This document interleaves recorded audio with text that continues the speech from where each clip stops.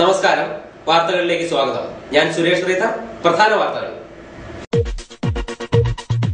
ഐക്യവും സംഘശക്തിയും വിളിച്ചോതി NSS ഞീഴൂർ മേഖലാ സംഗമം നടത്തി. സൈനികരുടെ രാജ്യസേവനം അതിവിശിഷ്ടമെന്ന് മോൻസ് ജോസഫ് MLA. ഐശ്വര്യത്തിന്റെയും കാർഷിക സമ്പദ് വ്യവസ്ഥയുടെയും സ്മരണകൾ നിറച്ച് ക്ഷേത്രങ്ങളിൽ നിറകുത്തിരി. അത്തവെത്തി മലയാളിക്ക് പൂക്കളമൊരുക്കാൻ തമിഴന്റെ പൂക്കൾ. സംസ്ഥാന ബജറ്റിൽ കടുത്തുരുത്തി മണ്ഡലം തഴയപ്പെട്ടതായി മുൻ MLA സ്റ്റീഫൻ ജോർജ്.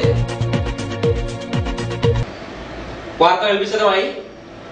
ഐക്യവും സംഘശക്തിയും വിളിച്ചോതി NSS ഞീഴൂർ മേഖലാ സംഗമം നടത്തി. സംഗമം NSS Vaikom union platinum jubilee ആഘോഷങ്ങളുടെ ഭാഗമായിരുന്നു. സംഘശക്തി വിളിച്ചറിയിച്ച ഘോഷയാത്ര നാടിന് ഉത്സവഛായ പകർന്നു. സംഘശക്തിയും ഐക്യവും വിളിച്ചോതിയായിരുന്നു ഞീഴൂർ മേഖല NSS കരയോഗ സംഗമം നടന്നത്. ഞീഴൂർ പഞ്ചായത്ത് കമ്മ്യൂണിറ്റി ഹാളിൽ നടന്ന പ്രൗഢോജ്വല സമ്മേളനം NSS ഡയറക്ടർ ബോർഡ് അംഗം ഹരികുമാർ കോയിക്കൽ ഉദ്ഘാടനം ചെയ്തു. Vaikom union president doctor CR Vinod Kumar അധ്യക്ഷത വഹിച്ചു. NSS വൈക്കം താലൂക്ക് യൂണിയന്റെ പ്ലാറ്റിനം ജൂബിലി ആഘോഷങ്ങളുടെ ഭാഗമായാണ് ഞീഴൂർ പഞ്ചായത്ത് NSS മേഖലാ കമ്മിറ്റിയുടെ ആഭിമുഖ്യത്തിൽ പ്രൗഢോജ്വല സമ്മേളനവും ഘോഷയാത്രയും സംഘടിപ്പിച്ചത്. നായർ സമുദായത്തിന്റെ ഐക്യവും അഭിമാനവും വിളിച്ചോതിയ സമ്മേളനത്തിൽ സംസ്ഥാനതലത്തിൽ മികച്ച അംഗനവാടി ടീച്ചർക്കുള്ള അവാർഡ് ലഭിച്ച മഞ്ജുള അജികുമാറിനെയും ക്ഷീരമിത്ര അവാർഡ് ലഭിച്ച ഇന്ദിര ഹരിദാസിനെയും സംസ്ഥാന സ്കൂൾ കലോത്സവത്തിൽ കഥകളി സംഗീതത്തിൽ A ഗ്രേഡ് നേടിയ S ഹരിപ്രിയയെയും അനുമോദിച്ചു. SSLC +2 പരീക്ഷകളിൽ ഉന്നത വിജയം കൈവരിച്ച വിദ്യാർത്ഥികളെ സമ്മേളനം അനുമോദിച്ചു. NSS മേഖലാ ചെയർമാൻ N പത്മനാഭപിള്ള സ്വാഗതം ആശംസിച്ച സമ്മേളനത്തിൽ യൂണിയൻ വൈസ് പ്രസിഡന്റ് S മധു അനുമോദന ഉപഹാരങ്ങൾ സമർപ്പിച്ചു. യൂണിയൻ സെക്രട്ടറി KV വേണുഗോപാൽ സ്കോളർഷിപ്പുകൾ വിതരണം ചെയ്തു.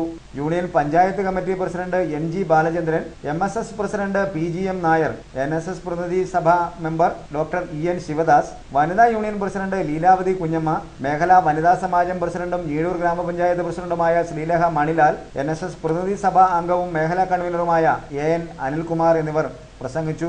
324 നമ്പർ ഞീഴൂർ ചിത്രവിലാസം NSS കരയോഗത്തിൽ നിന്ന് ആരംഭിച്ച ഘോഷയാത്ര നാടിന് തന്നെ പുതിയ സംഘശക്തിയും ആത്മീയതയും സമ്മാനിച്ചു.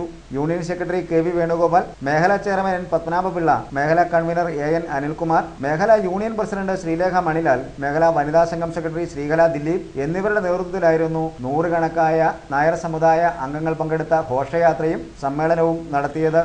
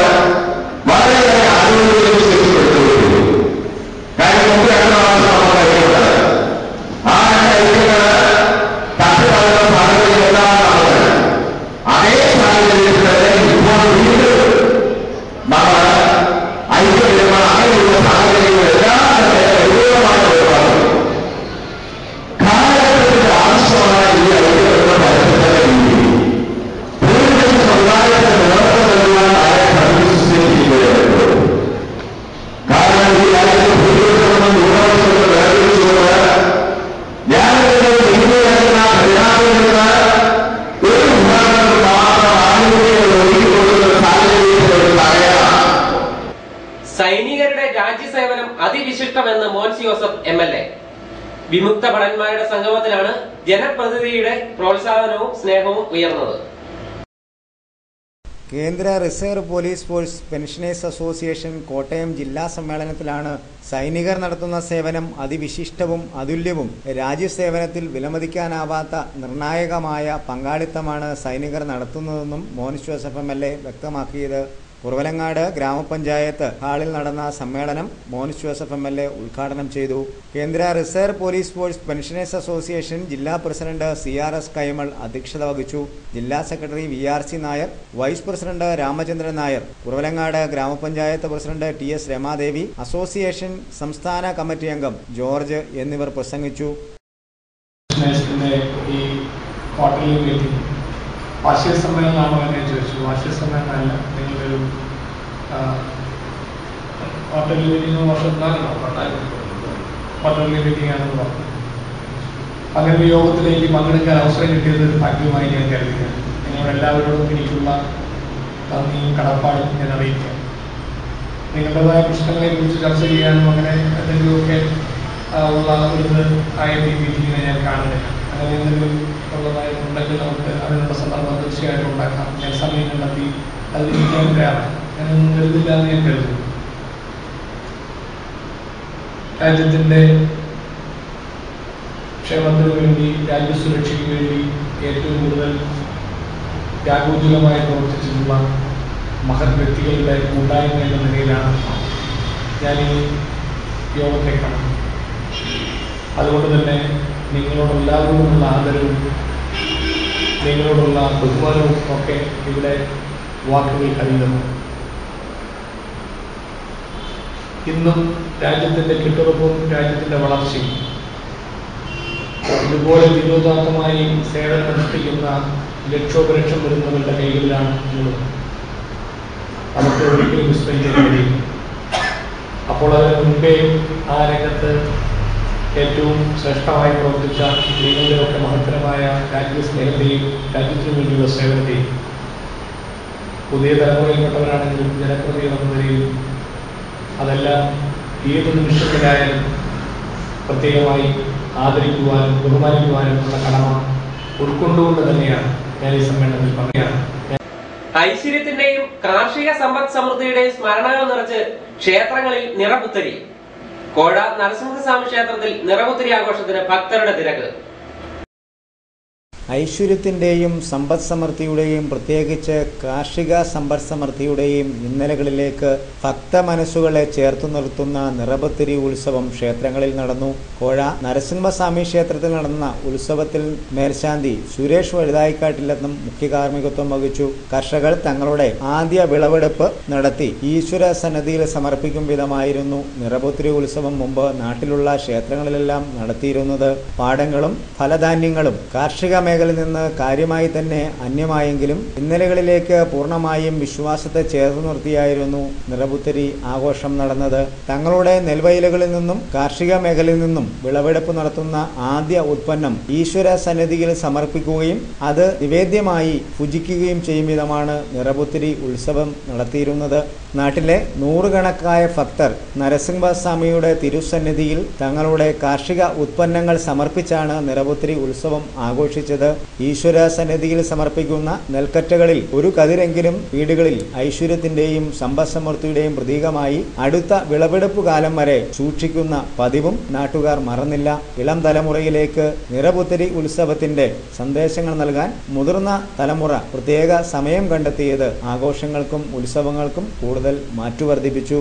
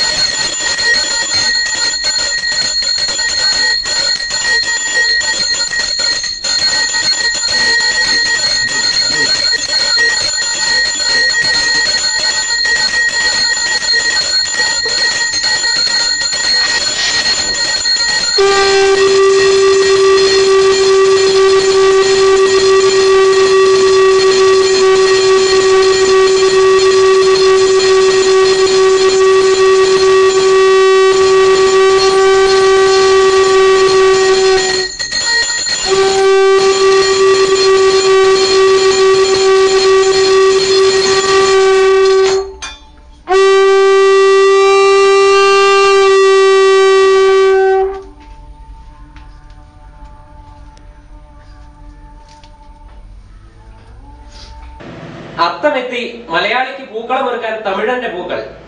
ഗൃഹാതര സ്മരണ സമ്മാനിക്കുന്ന പൂക്കളമൊരുക്കാൻ നാടൻ പൂക്കൾ പോലും മലയാളിക്ക് അന്യം. ചൊവ്വാഴ്ച അത്തം പിറക്കുമ്പോൾ മലയാളികളുടെ മനസ്സിലെല്ലാം ഓടിയെത്തുക വർണ്ണ ശബളിമ സമ്മാനിക്കുന്ന പൂക്കളങ്ങളാണ്. മുറ്റത്ത് മെഴുകിയ തറയിൽ കുട്ടികളുടെ നേതൃത്വത്തിൽ ഇട്ടിരുന്ന അത്തപ്പൂക്കളം ഇന്ന് ഓർമ്മ പുസ്തകത്തിലേക്ക് ചേക്കേറുന്ന കാഴ്ചകളാണുള്ളത്.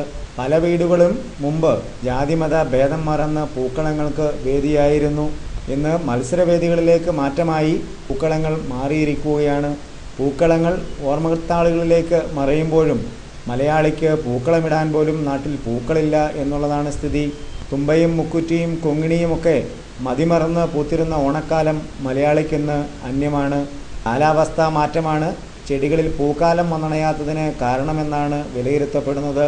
നാട്ടുചെടികൾ പൂക്കാൻ മടിക്കുമ്പോൾ മലയാളിയുടെ പൂക്കളങ്ങൾക്ക് ശോഭ ഇല്ലാതാകുകയാണ്. പല നാട്ടുചെടികളുടെയും ജീവിതചക്രം സാധാരണ 1 വർഷമാണ്.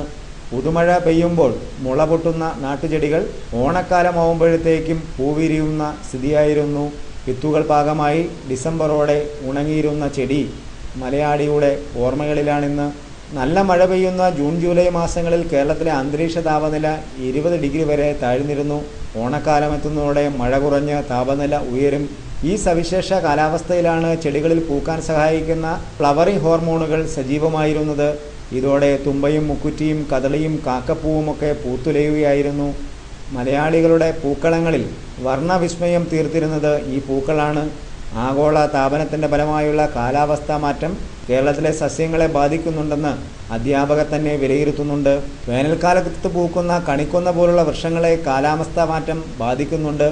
താപനില 33 ഡിഗ്രിക്ക് മുകളിൽ എത്തിയിരുന്ന മാർച്ച് ഏപ്രിൽ മാസങ്ങളിലാണ് കേരളത്തിൽ കൊന്ന പൂത്തിരുന്നത്. കാലാവസ്ഥ തകിടം മറിഞ്ഞോടെ ഡിസംബറിൽ തന്നെ കൊന്ന പൂത്തു തുടങ്ങി.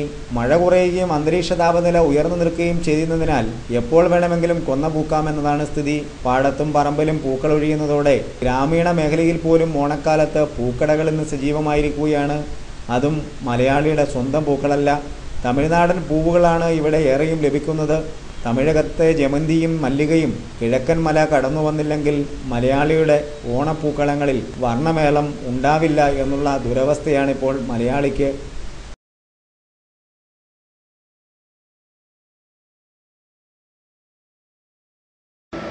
സംസ്ഥാന ബജറ്റിൽ കടുത്തുരുത്തി മണ്ഡലം തഴയപ്പെട്ടതായി മുൻ MLA Stephen George. City news ചാനലിന്റെ കാഴ്ചപ്പാട് പരിപാടിയിലാണ് മുൻ MLA വികസന മുരടിപ്പ് എന്ന ആരോപണം ഉയർത്തിയത്. സംസ്ഥാന ബജറ്റിൽ കടുത്തുരുത്തി നിയോജക മണ്ഡലം പൂർണ്ണമായും അവഗണിക്കപ്പെട്ടിരിക്കുകയാണെന്നും കടുത്തുരുത്തി നിയോജക മണ്ഡലത്തിലെ പല വികസന പ്രവർത്തനങ്ങളും പ്രഖ്യാപനത്തിൽ ഒതുങ്ങുകയാണെന്നും സ്റ്റീഫൻ ജോർജ് കുറ്റപ്പെടുത്തിയത് സിറ്റി ന്യൂസ് ചാനലിലെ കാഴ്ചപ്പാട് പരിപാടിയിലാണ്. കാഴ്ചപ്പാട് പരിപാടിയിൽ പങ്കെടുത്ത സ്റ്റീഫൻ ജോർജ് കുറവലങ്ങാട് ബൈപ്പാസിന്റെ പൂർത്തീകരണത്തിനായി തന്റെ കാലത്ത് ഏറെ പരിശ്രമങ്ങൾ ചെയ്തിരുന്നുവെങ്കിലും യാഥാർത്ഥ്യമാക്കാൻ കഴിഞ്ഞില്ലെന്നും വ്യക്തമാക്കി. മൂവാറ്റുപുഴ നദീതട ജലസേചന പദ്ധതിയുടെ പൂർത്തീകരണവും വെള്ളൂർ വെളിയന്നൂർ പദ്ധതിയുടെ പൂർത്തീകരണവും കോഴായിലെ ജില്ലാ കൃഷിത്തോട്ടം കേന്ദ്രീകരിച്ചുള്ള വികസന പ്രവർത്തനങ്ങളും പ്രഖ്യാപനത്തിൽ ഒതുങ്ങുകയാണെന്നും പ്രഖ്യാപനത്തിന് അപ്പുറം ബന്ധപ്പെട്ടവർക്ക് മുന്നോട്ട് നീങ്ങാൻ കഴിയുന്നില്ലെന്നും കുറ്റപ്പെടുത്തി. കൊല്ലങ്ങാട് മാത്രമല്ല, കടുത്തുരുത്തി നിയോജകമണ്ഡലത്തിലൊന്നും ഒരു രൂപയും ബഡ്ജറ്റിലില്ല, ഒരു വികസനവും ഇല്ല. എനിക്ക് അറിഞ്ഞൂടാ, ഇങ്ങനെ ഒരു കാലഘട്ടം ഉണ്ടായിട്ടില്ല.